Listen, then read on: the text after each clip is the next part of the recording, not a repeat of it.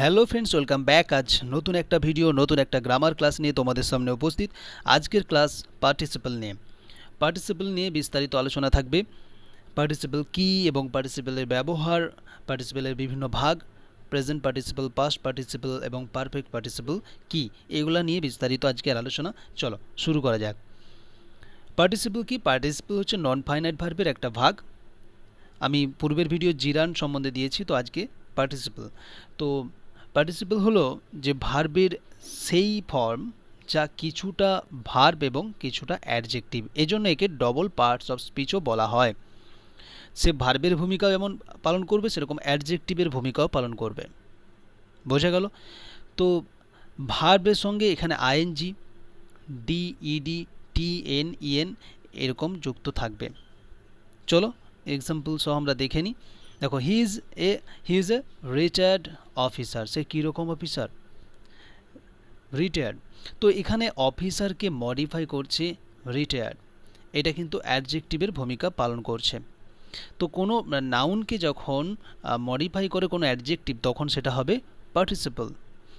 I saw A flying bird. দেখো এখানে fly থেকে ফ্লাইং হয়েছে, তো এটা ভার্বের ভূমিকা পালন করছে।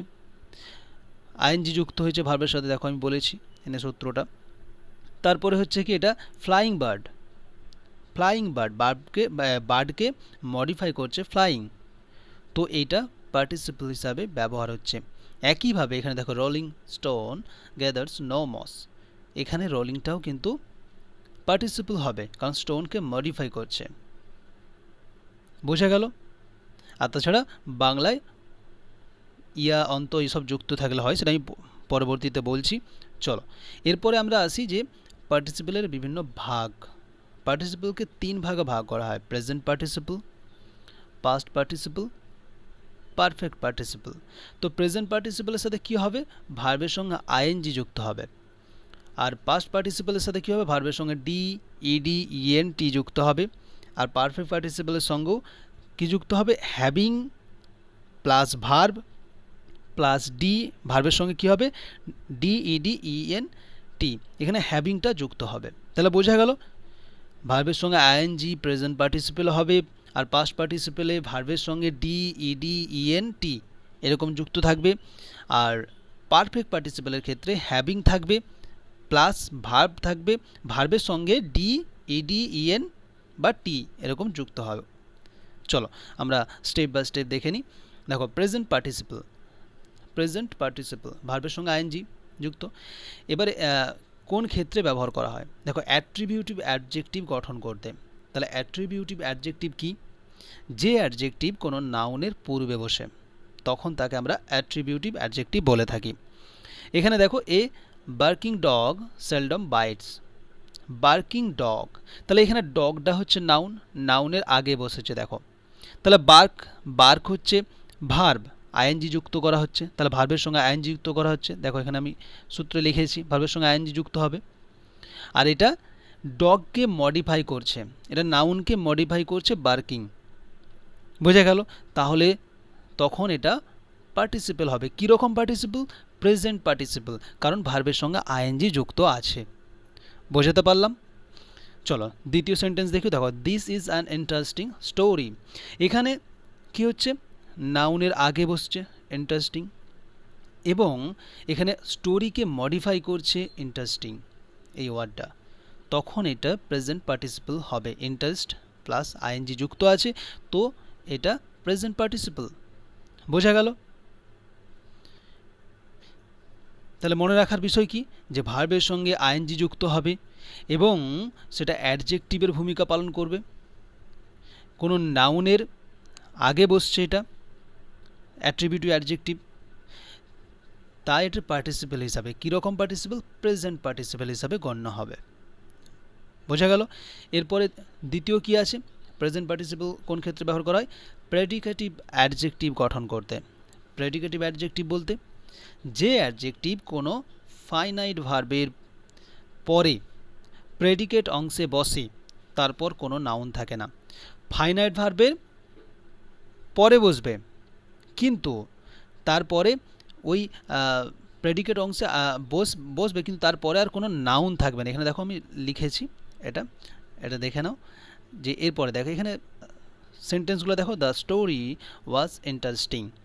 এখানে দেখো যে ফাইনাইট ভার্বের পরে বসেছে প্রেডিকেট অংশে, কিন্তু এরপরে কিন্তু আর কোনো নাউন নাই, এখানে সেন্টেন্সটা শেষ হয়েছে।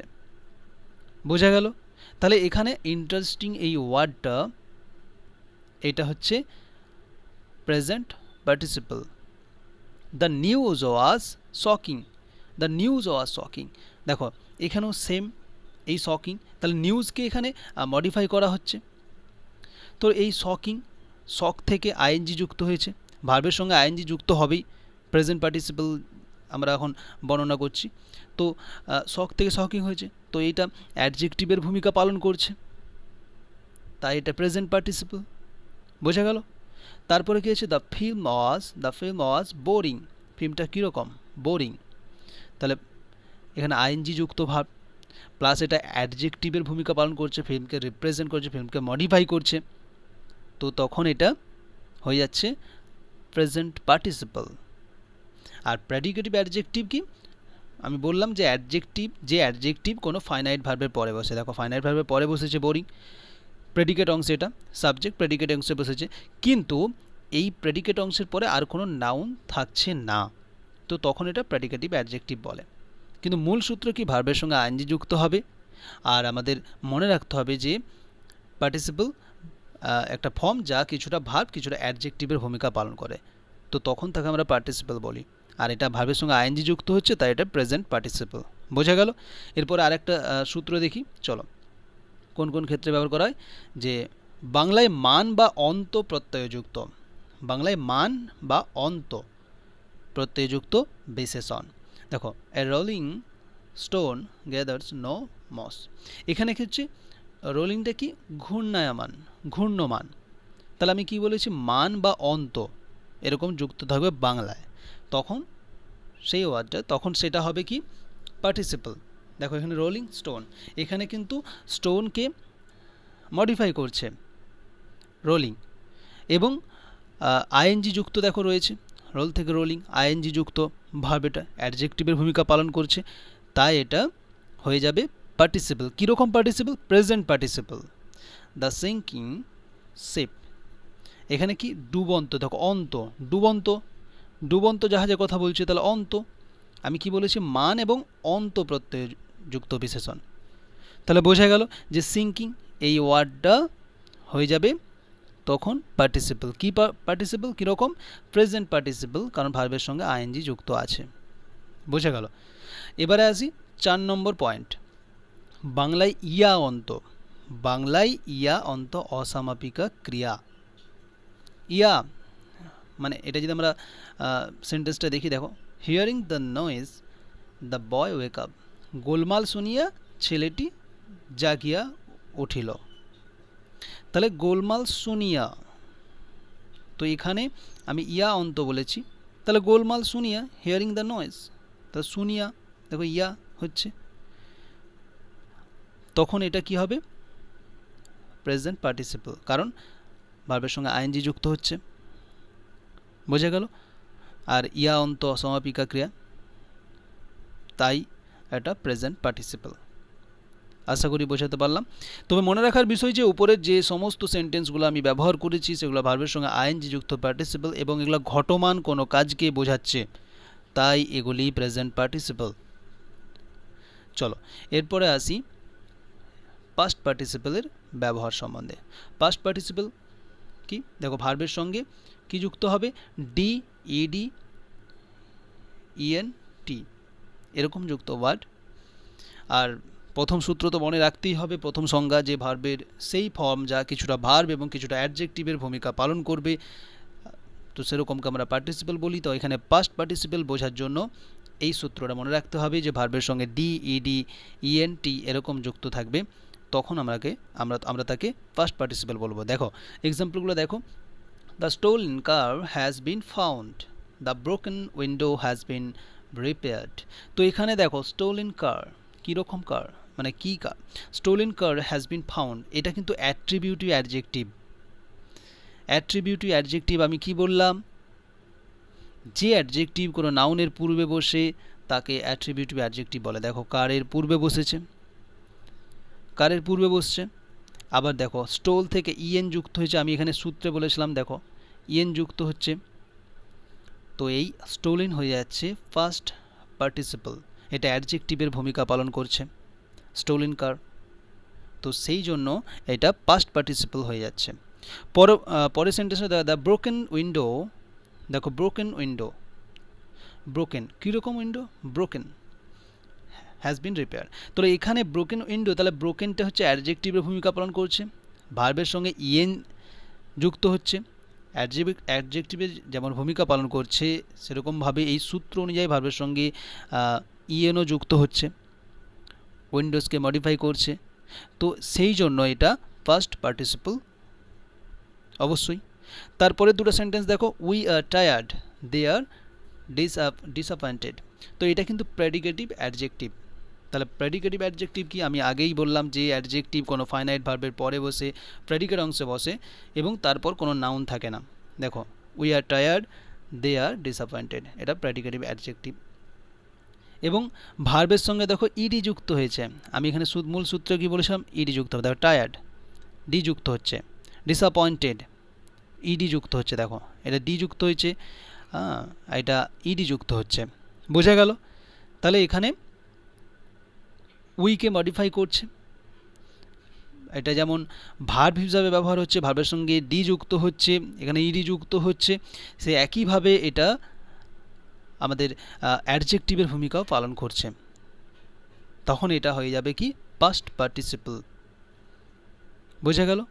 তারপরে দেখো the sunken eyes, the burned, a burn child dreads the fire, দেখো এখানে ইএন টি যুক্ত হয়েছে, আমি মূল সূত্রে বলেছিলাম দেখো ইএন টি ডিইডি ভার্বের সঙ্গে যুক্ত হবে, তাহলে বোঝা গেল পাস্ট পার্টিসিপল সম্বন্ধে। চলো এরপরে আসি পারফেক্ট পার্টিসিপল। পারফেক্ট পার্টিসিপল কি, হ্যাভিং বা হ্যাভিং বিন, হ্যাভিং অথবা হ্যাভিং বিন এর সঙ্গে ভি3 ভার্বের 3 নম্বর রূপ অর্থাৎ পাস্ট পার্টিসিপল হবে, যেমন গো এন্ড গান, গান এরকম হবে, যুক্ত থাকবে, তখন তাকে কী হবে পারফেক্ট পার্টিসিপল। তাহলে কি হচ্ছে, হ্যাভিং থাকবে অথবা হ্যাভিং বিন এর সঙ্গে ভি3 অর্থাৎ ভার্বের পাস্ট পার্টিসিপল রূপ যুক্ত হবে, তখন তাকে আমরা বলবো পারফেক্ট পার্টিসিপল। তাহলে having hard the lecture we return home, তাহলে শোনার কাজটা কারা করছে, আমরাই করছি। এখানে কিন্তু মনে রাখার বিষয় যে একই কর্তার ক্ষেত্রে এই সেন্টেন্সটা হচ্ছে, দেখো শোনার কাজ আমরা করছি, এখানে উইকে মডিফাই করছে হ্যাভিং হার্ড, তো এখানে দেখো সূত্র অনুযায়ী কী হবে, হ্যাভিং প্লাস ভি3 হার্ড হয়েছে, দেখো এটা ভি3 ভার্বের 3 নম্বর রূপ অর্থাৎ পাস্ট পার্টিসিপল রূপ হয়েছে, বোঝা গেল। তাহলে তখন এটা কি হয়ে যাচ্ছে পারফেক্ট পার্টিসিপল, বোঝা গেল। আর হচ্ছে কি মনে রাখার একটা বিষয় যে হ্যাভিং হার্ড দিয়ে শুরু এই যে সেন্টেন্স, প্রথম এখানে তো কমা দিয়ে যাচ্ছে, দুটো সেন্টেন্স হয়ে যাচ্ছে, having hard the lecture we return home, এই যে দ্বিতীয় সেন্টেন্সটা এটা কিন্তু পাস্ট ইনডিফিনাইট হবে। তারপরে কি হচ্ছে, একই কর্তার ক্ষেত্রে দেখো আরও example, having rested a while he started again, তো এখানে হ্যাভিং রেস্টেড, দেখো হ্যাভিংয়ের পরে হ্যাভিং থাকছে, হ্যাভিংয়ের পরে ভি3 রয়েছে, দেখো রেস্ট থেকে রেস্টেড হয়েছে, আর এইটা দেখো পাস্ট ইনডিফিনাইট টেন্স হচ্ছে। দ্বিতীয় সেন্টেন্স দেখো having been examined are came back, having been আমি বলেছিলাম কি হ্যাভিং অথবা হ্যাভিং বিন থাকবে, তারপরে ভি3 থাকবে, এ তো ভি3 দেখো ভার্বের 3 নম্বর রূপ অর্থাৎ পাস্ট পার্টিসিপল রূপ, আর এই আই কেম ব্যাক এটা পাস্ট ইনডিফিনাইট টেন্স, বোঝা গেল। তখন এটা হয়ে যাবে পারফেক্ট পার্টিসিপল, বোঝা গেল। তারপরে আসে ভিন্ন ভিন্ন কর্তার ক্ষেত্রে, ওপরের সেন্টেন্সগুলোতে একই কর্তার ক্ষেত্রে হচ্ছিল, এটা ভিন্ন ভিন্ন কর্তার ক্ষেত্রে কি হচ্ছে, the sun having risen the fog dispersed, the fog having disperse the soldiers march. এখানে দেখো ভিন্ন কর্তা, এখানে কিন্তু একই কর্তা নয়, কিন্তু এক্ষেত্রেও একই হবে। হ্যাভিংয়ের পরে দেখো V3 হয়েছে, তো এরকম ওয়ার্ড এখানেও হ্যাভিংয়ের পরে দেখো V3 হচ্ছে সূত্র অনুযায়ী, তো এগুলোকে তখন বলবো পারফেক্ট পার্টিসিপল। আশা করি বোঝা গেল পার্টিসিপল সম্বন্ধে বিস্তারিত আমি বললাম।